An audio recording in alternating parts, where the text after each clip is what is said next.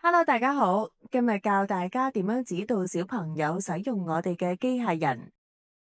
首先，大家會睇到主畫面，上面有賬戶同密碼。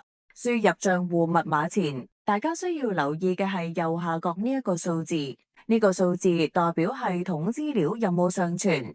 如果呢度顯示係0，就代表所有嘅資料已經上傳成功。如果顯示係1或以上嘅數字，就係未上傳系統資料，需要通知工作人員，確認系統資料已經上傳。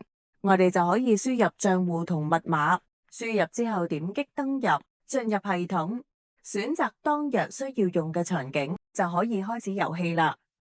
我同屋企人約定好，閂門嗰陣唔好將道門閂埋晒。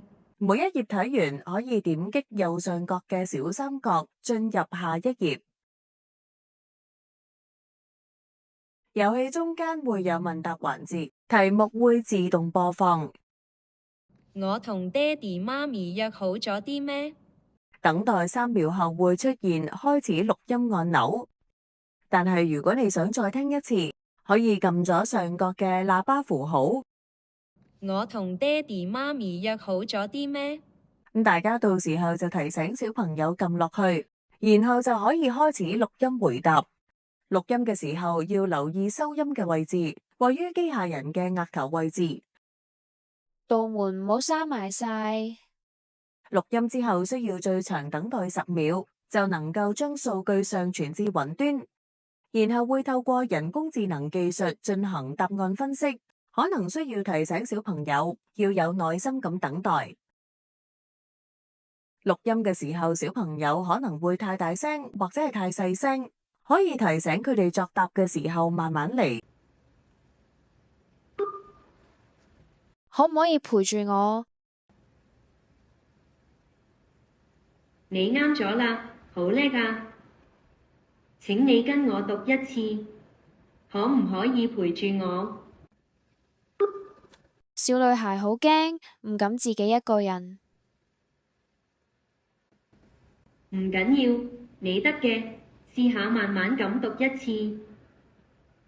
小朋友會有最多3次作答嘅機會，如果作答正確，系統會重複1次答案，去強化學生嘅記憶。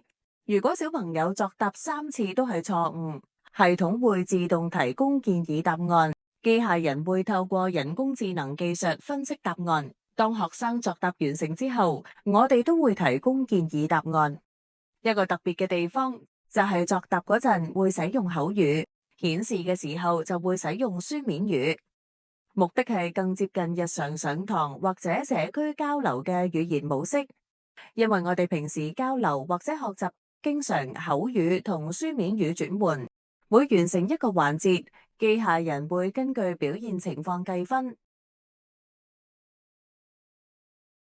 完成多個場景學習環節之後，學生將會進入開放式問答，機械人會提出問題，學生可自由作答，答案並冇對錯之分，旨在鼓勵學生發揮個人想象力同表達能力，從中培養自主思考同埋創作嘅能力。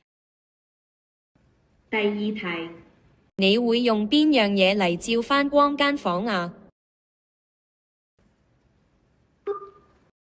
我會開返盞燈，等間房光啲。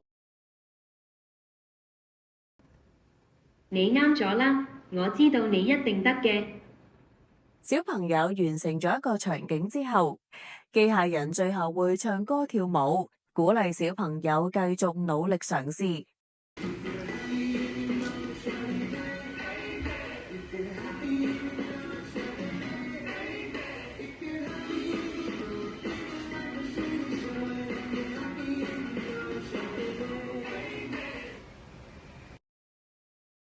跟住我哋都會有一個概括嘅成績，小朋友可以知道自己各方面嘅表現。老師同同學都可以喺上面嘅導覽欄度點擊右上角嘅按鈕，打開導覽選單，點擊導覽嘅第一個選項，就可以睇到小朋友喺每個場景嘅作答分數同表現。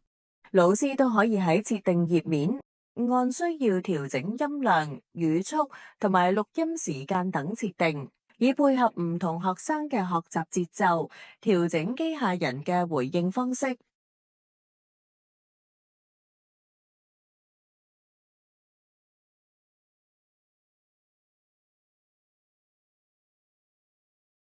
最後，當完成成個遊戲之後，請記得點擊退出按鈕，退出系統。